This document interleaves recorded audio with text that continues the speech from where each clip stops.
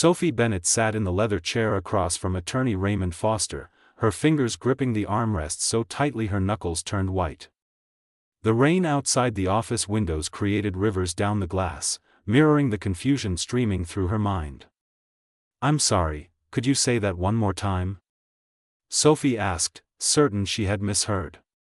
Raymond Foster cleared his throat and adjusted the papers before him. "Your aunt, Patricia Bennett, has left you her entire estate. However, there is a condition attached to the inheritance." Sophie leaned forward. Her Aunt Patricia had been the one stable presence in her chaotic childhood, the woman who paid for her college education when her parents couldn't, who believed in her dreams of becoming a writer when everyone else called it impractical. "What kind of condition?" Sophie whispered. "You must marry Judge Harrison Mitchell within 90 days of your aunt's passing. If you fail to do so, or if you refuse, the estate, valued at approximately $4 million, will be distributed among various charitable organizations." The room spun slightly. $4 million would transform everything. She could quit her 3 waitressing jobs, finish her novel, stop living paycheck to paycheck in that cramped apartment where the heating never worked properly. But marry a stranger? Why him? "I don't even know who Harrison Mitchell is." Raymond removed his glasses and cleaned them slowly. "Your aunt and Judge Mitchell's mother were lifelong friends. Before your aunt's illness progressed, she and Mrs. Mitchell made a pact. They believed you and Harrison would be perfectly suited for one another. Mrs. Mitchell passed away 7 years ago, but your aunt never forgot this promise. Judge Mitchell has agreed to honor both women's wishes. Your aunt financed his entire law school education when his family had nothing. He owes her a debt he can never truly repay." 3 weeks later, Sophie found herself in a quiet bistro downtown, waiting to meet the man who would become her husband. She had researched him extensively online. Harrison Mitchell, 34 years old, federal judge, graduated top of his class from Yale Law School, known for his brilliant legal mind and absolute integrity. Every photograph showed the same striking features: strong jawline, intense hazel eyes, dark brown hair, always perfectly styled. But not a single image captured him smiling. He looked carved from marble, beautiful but untouchable. When Harrison walked through the bistro entrance, Sophie felt her stomach flutter nervously. He stood well over 6 feet tall, his athletic build evident even beneath his expensive navy suit. His presence commanded immediate attention. Every person in the restaurant noticed him, but his eyes scanned the room with purpose until they landed on her. "Miss Bennett," he said, approaching her table with measured steps. His voice was deep and controlled, revealing nothing. "I'm Harrison Mitchell." "Please, call me Sophie," she replied, extending her hand as she stood. His handshake was firm and brief, but Sophie felt an unexpected warmth spread through her at the contact. He released her hand quickly and sat across from her, maintaining a careful distance. Silence stretched between them for several heartbeats. Sophie studied his face, noticing how his jaw tensed and relaxed, how he seemed uncomfortable despite his composed exterior. "I want to establish clear boundaries," Harrison began, his tone formal and businesslike. "This marriage serves to honor your aunt's final wish and my obligation to her memory. I expect nothing from you beyond appearing as my wife during necessary public functions. You'll have complete freedom and your own space in the house. The inheritance will be entirely yours. After 1 year, we can pursue a quiet divorce if that's your preference." Sophie felt something cold settle in her chest. His detachment was absolute, like speaking to a statue. "That sounds very organized," she managed, trying to keep her voice steady. "What do you gain from this arrangement?" Something flickered briefly in his eyes, there and gone so quickly she almost missed it. "Peace of mind that I've honored the woman who changed my entire life. Your aunt saw potential in me when I was an angry, lost teenager. She gave me everything. This is the smallest repayment I can offer." The wedding took place at City Hall 4 weeks later. Sophie wore a pale blue dress she found at a consignment shop, and Harrison wore another flawless dark suit. No guests attended, only the court official and a clerk who served as their witness. When the officiant asked Harrison if he took Sophie as his wife, there was the briefest pause before he answered, "I do," in that measured, careful voice. When it was time to seal their vows with a kiss, Harrison brushed his lips against her forehead so quickly Sophie barely registered the touch. Harrison's home sat in the prestigious Greenbrier Hills neighborhood, surrounded by towering oak trees and manicured lawns. The house itself was magnificent, a modern architectural masterpiece of glass and stone with clean lines and perfect symmetry. Inside, everything was elegant and expensive but felt sterile, like a photograph in a design magazine rather than a home where people actually lived. "Mrs. Rivera will show you to your rooms," Harrison said, gesturing to a warm-faced woman who emerged from a hallway. "I have work to complete." He disappeared into his study before Sophie could respond. Mrs. Rivera, who introduced herself as the housekeeper, gave Sophie an understanding smile. "Don't take it personally, dear. Mr. Mitchell isn't accustomed to sharing his space. He's lived alone here for 9 years." The guest suite that would become Sophie's space was stunning. The bedroom was larger than her entire previous apartment, with floor-to-ceiling windows overlooking the garden. The closet seemed to stretch forever, and the bathroom featured a rainfall shower and a deep soaking tub that looked unused. But despite the luxury surrounding her, Sophie felt achingly lonely as she unpacked her modest belongings.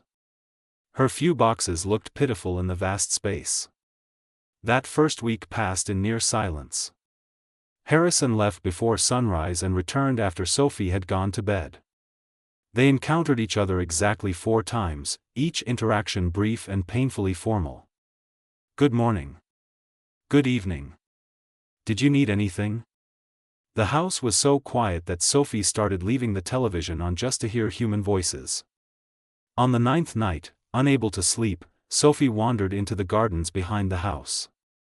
The full moon cast silver light across the flower beds and stone pathways. That's when she heard it, a small, desperate whimpering sound coming from beneath a cluster of hydrangea bushes. She knelt down and discovered a tiny golden puppy, perhaps 6 weeks old, shivering and whimpering. Without hesitation, Sophie gathered the trembling creature into her arms. The puppy immediately pressed against her chest, his whimpering quieting to soft whines. "Where did you come from, little one?" Sophie whispered, checking the puppy over. He was a boy, with oversized paws and floppy ears. "Where's your family?" The puppy just whined softly and licked her hand. Sophie made an immediate decision. She couldn't abandon him out here. She carried him inside, wrapped him in a soft towel from her bathroom, and headed to the kitchen to find something appropriate for him to eat. She was sitting on the kitchen floor, watching the puppy lap up warm milk from a bowl, when she heard footsteps. Harrison appeared in the doorway, still dressed in his work clothes despite the late hour. He stopped abruptly when he saw her. "What is that?" he asked, staring at the puppy. "I found him in the garden.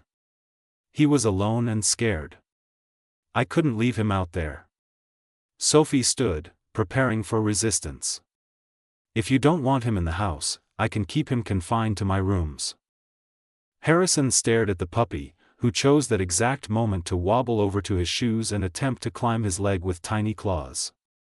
For the first time since meeting him, Sophie saw Harrison's expression truly change. He bent down and carefully lifted the puppy, holding the small animal in his large hands with surprising gentleness. "He's very young," Harrison said quietly. "Too young to survive alone. I'll take him to a veterinarian tomorrow. Make sure he's healthy." Harrison looked at her then, really looked at her, and Sophie saw something in his hazel eyes that made her breath catch. Loneliness, profound and aching, that reflected her own. "He can stay," Harrison said. "Mrs. Rivera can help you get whatever supplies he needs." "Thank you," Sophie said softly. Harrison handed the puppy back to her, and their fingers touched briefly. He pulled away as if the contact burned, that wall slamming back into place between them. "I should return to work." Good night, Sophie. Good night, Harrison. As he walked away, the puppy barked loudly, and Harrison paused in the doorway. Without turning around, he asked, "What will you name him?" Sophie looked down at the golden bundle in her arms, at his warm brown eyes and butter-colored fur. Biscuit. His name is Biscuit.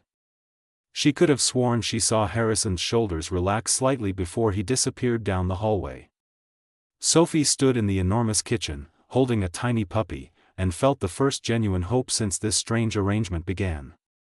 Maybe this distant, guarded man wasn't as unreachable as he seemed. Maybe they were both simply waiting for someone brave enough to knock on the walls they had built around their hearts. Biscuit yawned in her arms, and somewhere in the silent mansion, Sophie heard a door close gently instead of slam. It was a small thing, but it felt like a beginning. Biscuit became an unexpected bridge between two isolated souls. The puppy had no understanding of the invisible boundaries Harrison had established, wandering freely between Sophie's suite and Harrison's wing of the mansion.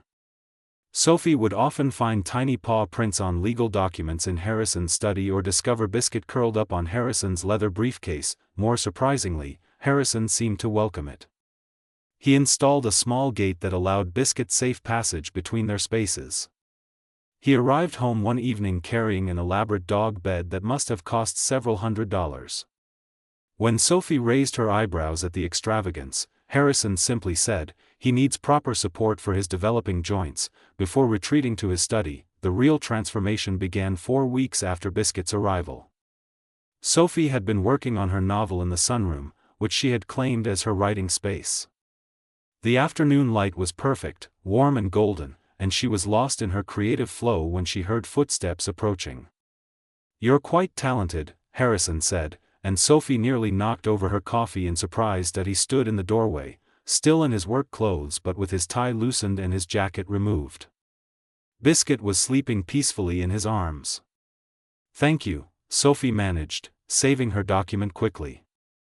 "I didn't hear you come home. I've been watching you work for a few minutes." "I hope that doesn't seem intrusive," he said, and there was something almost like warmth in his voice. "Only slightly," Sophie teased gently, then held her breath, worried she had crossed a line, but Harrison's lips curved into something that wasn't quite a smile but was closer than she had ever seen. He moved into the room, studying the papers scattered across her desk with genuine interest.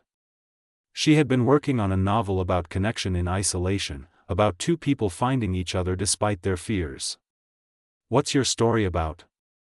Harrison asked, settling into a chair near her desk. Biscuit continued sleeping against his chest. "It's about two people who think they're better off alone," Sophie said carefully. "They've both been hurt in different ways, and they've convinced themselves that solitude is safety. But then circumstances force them together, and they start to realize that maybe the walls they built are actually prisons." Harrison was quiet for a long moment, stroking Biscuit's soft fur. "That sounds like a story worth telling. Do you ever feel that way?" Sophie asked, surprising herself with her boldness. "Like you've built walls so high you can't see over them anymore?" Harrison's hazel eyes met hers, and she saw something vulnerable there. "Every single day," he admitted quietly. "After I became a judge, I told myself I was too focused on my career for personal relationships. The truth is, I was terrified." "Of what?" "Of not being enough. Of someone discovering that beneath the success, I'm still that poor kid who feels like an imposter in places like this." He gestured to the elegant room around them. "And of wanting something so desperately that losing it would break." Gestured to the elegant room around them. "And of wanting something so desperately that losing it would break me completely." Sophie felt her heart ache for him. "I understand that fear. After my parents died in that car accident when I was 8, I was terrified of loving anyone too deeply. Of having them ripped away too." Harrison shifted Biscuit carefully and reached across the space between them, his hand hovering near hers. "May I?" Sophie nodded, and he took her hand in his. The touch sent electricity through her entire body, but this time neither of them pulled away. They sat there, hands joined, until Biscuit woke up and wiggled between them, breaking the moment. "Would you like to have dinner with me?" Harrison asked suddenly, his voice less controlled than usual. "Not in separate rooms. Actually together. Mrs. Rivera is making her famous lasagna, and it seems wasteful to eat alone when we're both in the same house." "I'd like that very much," Sophie said, her heart racing. That dinner changed everything. Away from the formality of their initial interactions, Harrison began to reveal himself. He talked about his childhood, about his single mother who worked as a hospital janitor and a grocery store cashier, about the scholarship he almost lost because he couldn't afford textbooks, about how Sophie's aunt had appeared in his life like a miracle. "She told me that intelligence without compassion was just cruelty," Harrison said, his voice thick with emotion. "That the law should protect the vulnerable, not just serve the powerful. She changed everything for me. She saw something in me I couldn't see in myself." "She had that gift," Sophie replied. "When my parents died, I was so lost and angry. She gave me books and journals, told me to write my feelings instead of burying them. She saved me too." "Is that why you write about isolation?" Harrison asked, his gaze intense on her face. "Maybe. Or maybe I write what I know best." Sophie took a breath and decided to be brave. "Harrison, why do you live alone in this huge house? Mrs. Rivera mentioned you've been here for 9 years by yourself." His expression tightened slightly, but he didn't retreat entirely. "After I was appointed to the federal bench at 29, the youngest in the district, I threw myself completely into work. I told everyone I was too busy for relationships, that justice required my full attention. But the truth is much simpler and more pathetic. I don't think anything about you is pathetic." Harrison looked at her with such intensity that Sophie felt her breath catch. "I've never been with anyone, Sophie. Not intimately. Not ever." The confession hung in the air between them. Sophie's eyes widened slightly, but she didn't pull her hand away from his. "I don't understand," she said softly. "Someone like you, you're brilliant and successful and terrified," Harrison finished. "I grew up watching my mother struggle, watching her trust men who hurt her, who took advantage of her kindness. I saw how love could destroy someone. So I focused on things I could control, my studies, my career, my success. By the time I realized how isolated I'd become, the walls were already built. And then the idea of being vulnerable with someone, of revealing my complete inexperience, felt impossible." Sophie squeezed his hand. "That must be so lonely." "It is," Harrison admitted, his voice barely above a whisper.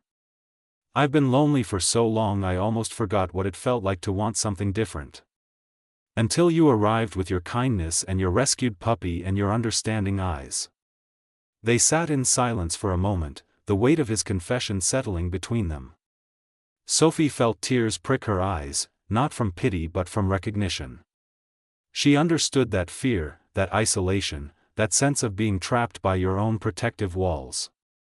"I was engaged once," Sophie said quietly. 3 years ago.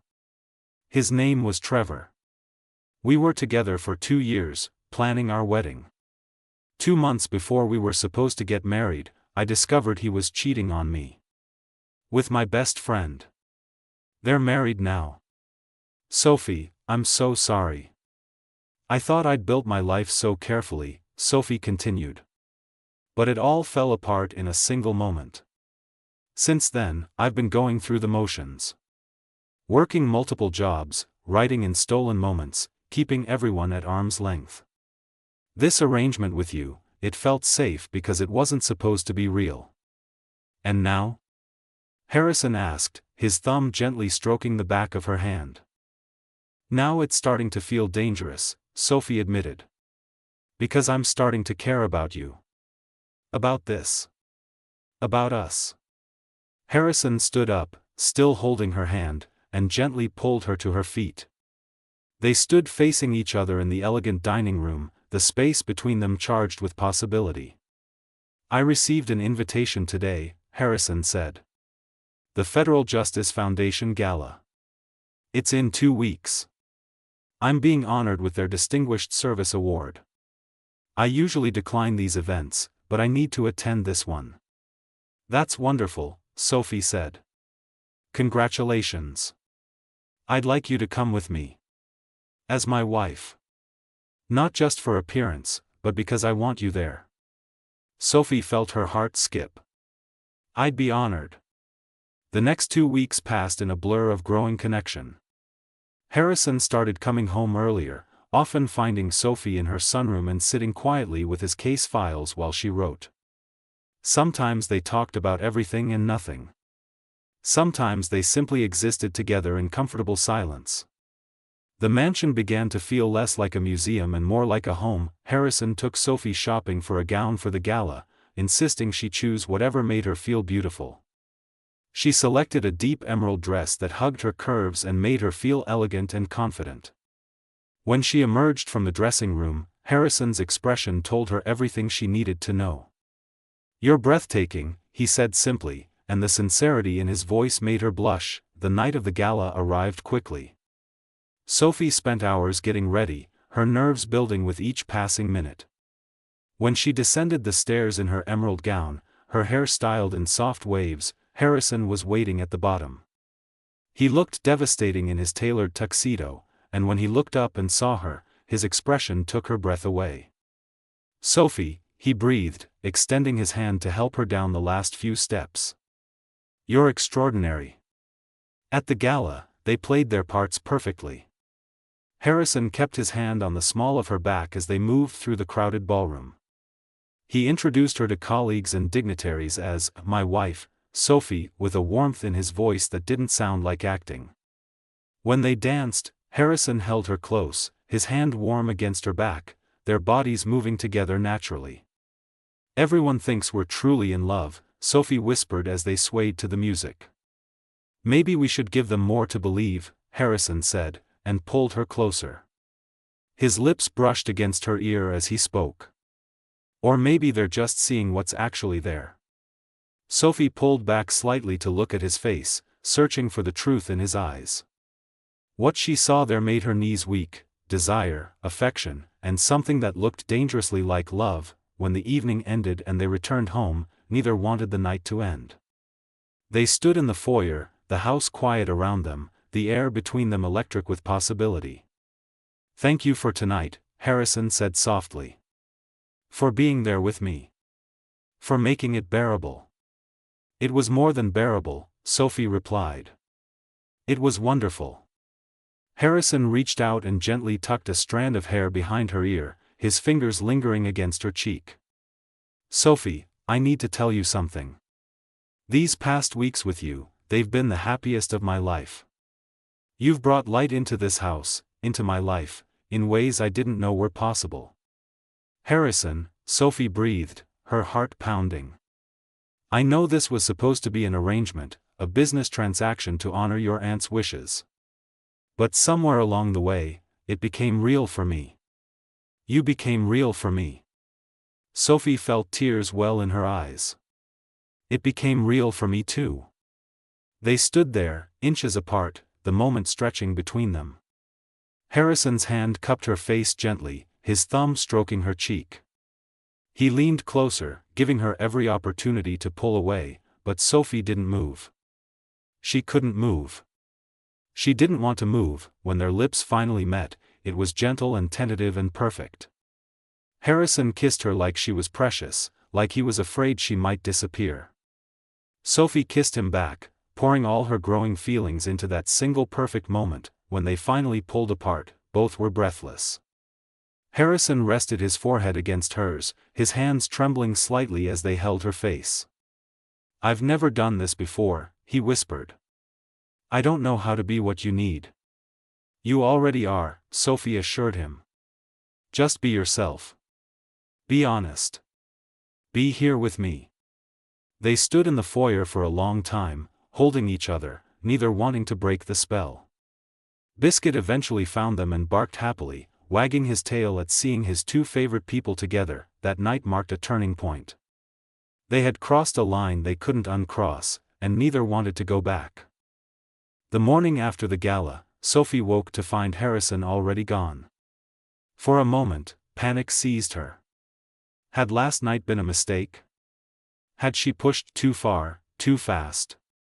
But then she noticed the note on her bedside table, written in Harrison's precise handwriting: had to be in court early.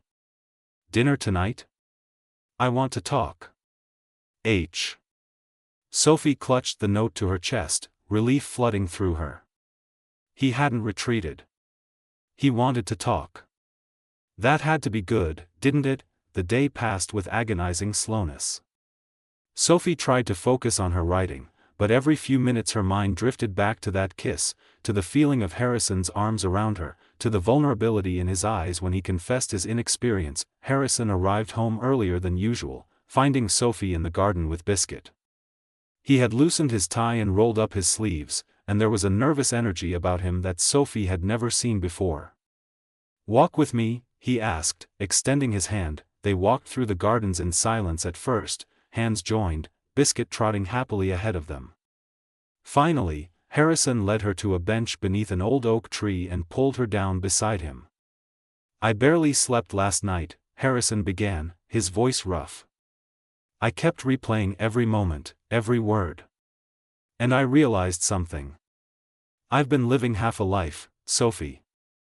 A safe life, a controlled life, but not a real life. You've shown me what I've been missing." "Harrison," Sophie started, but he gently pressed his fingers to her lips. "Please, let me finish before I lose my nerve. I told you I've never been with anyone, and that's true. But it's more than just physical inexperience. I've never let anyone see me, really see me. I've never trusted anyone enough to show them all my fears and flaws and vulnerabilities. Until you." Sophie felt tears well in her eyes. "I see you. And everything I see makes me care about you more. I'm falling in love with you," Harrison said, his voice breaking slightly. "I don't know how to do this right. I don't know the rules or the steps. But I know that when I'm with you, I feel like myself for the first time in my life. Not the judge, not the success story, just Harrison. Just me. Just you is more than enough," Sophie whispered, wiping away a tear that escaped down her cheek. "Harrison, I'm falling in love with you too. This was supposed to be a business arrangement, a way to honor my aunt's wishes and claim my inheritance. But you've become so much more than that." Harrison pulled her close, wrapping his arms around her. "I'm terrified," he admitted against her hair. "Terrified of doing this wrong, of not being enough, of losing you." "Then we'll be terrified together," Sophie said. "We'll figure this out as we go. There's no rulebook for this, Harrison. We just have to be honest with each other and patient with each other." They sat there beneath the oak tree, holding each other as the sun set around them. Biscuit eventually curled up at their feet, sensing something important was happening. "I want this to be real," Harrison said finally. "Not a marriage of convenience, but a real marriage. A real partnership. A real life together." "So do I," Sophie replied. "But we need to take this at a pace that feels right for both of us. No pressure, no expectations. Just us, learning each other." Over the next few weeks, they began building something genuine. Harrison started teaching Sophie about his work, explaining cases and legal principles with passion and enthusiasm. Sophie shared her writing with him, letting him read chapters of her novel, accepting his thoughtful feedback. They cooked meals together, with Harrison revealing a surprising talent for Italian cuisine. They took Biscuit for long walks in the evenings, talking about everything from philosophy to their favorite childhood memories. The physical intimacy developed slowly, naturally. A kiss goodnight that lingered. Hands held during movies.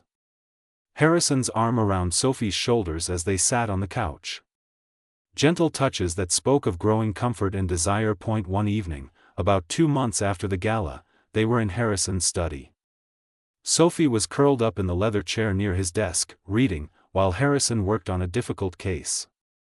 He kept glancing at her, a small smile playing at his lips. What? Sophie finally asked, looking up from her book. Property dispute of my career, and all I can think about is how happy I am that you're here.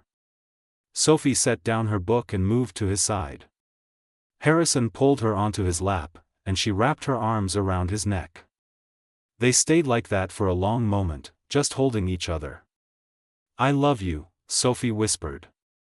I love you so much it scares me sometimes. I love you too, Harrison replied, kissing her softly. You've changed everything for me.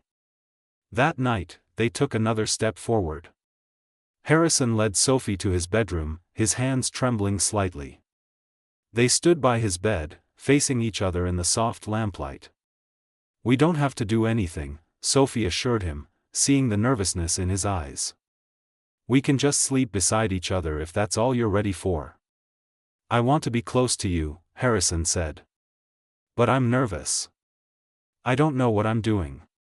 Neither do I really, Sophie admitted. My experience is limited too. But we're together. We'll figure it out together. They undressed slowly, shyly, revealing themselves to each other for the first time. Harrison was tender and careful, asking permission at every step, making sure Sophie was comfortable.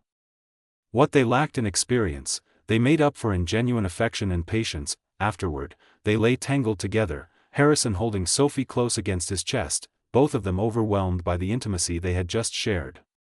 That was perfect, Harrison whispered, pressing kisses to her hair. You're perfect. We're perfect together, Sophie corrected, tracing patterns on his chest. This is just the beginning, Harrison. We have our whole lives to learn each other. The next morning, Sophie woke in Harrison's arms to find him already awake, watching her with such tenderness that it made her heart ache. Good morning, wife, he said, the word wife carrying a weight and meaning it hadn't held before. Good morning, husband, Sophie replied, kissing him softly. A month later, Harrison surprised Sophie by taking her back to the attorney's office where this had all begun. Raymond Foster looked confused when they entered. Is there a problem with the inheritance? He asked. Not at all, Harrison said, squeezing Sophie's hand. We're here because I want to make a new arrangement. The inheritance is Sophie's completely, with no conditions. I want her to know that our marriage has nothing to do with money or obligations. I want to remove any doubt. Sophie felt tears well in her eyes. Harrison, you don't have to do that. Yes, I do, Harrison insisted, turning to face her. I need you to know that I'm here because I choose to be. Because I love you. Because I can't imagine my life without you anymore. The inheritance, the conditions, none of that matters. You matter. We matter. Raymond Foster prepared the paperwork, officially releasing the inheritance to Sophie with no conditions attached. As they left the office, Sophie pulled Harrison into a kiss right there on the busy sidewalk. That was the most romantic thing anyone has ever done for me, she said. I'm just getting started, Harrison promised with a smile, that same smile that had been appearing more and more frequently. I've got years of romance to make up for. 6 months after their wedding, they invited Mrs. Rivera and a few close friends to a small ceremony in the garden where Sophie had found Biscuit. There, beneath the same moon that had witnessed their first real connection, they renewed their vows. But this time, the words weren't recited out of obligation or duty. They were spoken from the heart, promises made freely and joyfully. I promise to love you even when you're grumpy about your cases, Sophie said, making Harrison laugh. I promise to bring light into your darkness and to let you into mine. I promise to build a real life with you, filled with messy, imperfect, beautiful moments. I promise to let you see all of me, Harrison replied, his voice thick with emotion. The strong parts and the scared parts. I promise to be brave enough to love you completely. I promise to spend every day showing you that taking a chance on this broken, inexperienced man was the right choice. You're not broken, Sophie said firmly. You're beautiful. And you're mine. When they kissed this time, it was witnessed by people who loved them, in a home that had transformed from a lonely mansion into a place filled with warmth and love and life. That night, as they lay in bed together, Biscuit snoring at the foot of the bed, Harrison pulled Sophie close. "Your aunt knew," he said quietly. "She knew we needed each other. She knew we could save each other from our loneliness. She always did see what others couldn't," Sophie replied. "She saw the man you could become when you were just an angry teenager. She saw the writer I could be when I was a lost little girl. And she saw this, us, before we could see it ourselves. I'm grateful every day that she brought us together," Harrison said. "Even though it was the strangest arrangement imaginable, it gave me everything I didn't know I needed." Sophie turned to face him, cupping his face in her hands. "We gave that to each other, Harrison. We chose this. We chose each other. That's what makes it real." 2 years later, their house was no longer quiet. Sophie's novel had been published to critical acclaim, and she had converted one of the upstairs rooms into a proper writing office. Harrison had started a non-profit legal clinic, offering free services to low-income families, honoring the legacy of the woman who had saved him. And in the nursery they had carefully prepared together, a baby girl named Patricia slept peacefully, named after the aunt who had orchestrated the most unusual love story either of them could have imagined. Standing in the doorway of the nursery, watching their daughter sleep, Harrison wrapped his arms around Sophie from behind. "Can you believe this is our life now?" he whispered. "Sometimes I'm afraid I'll wake up and it will have been a dream," Sophie admitted.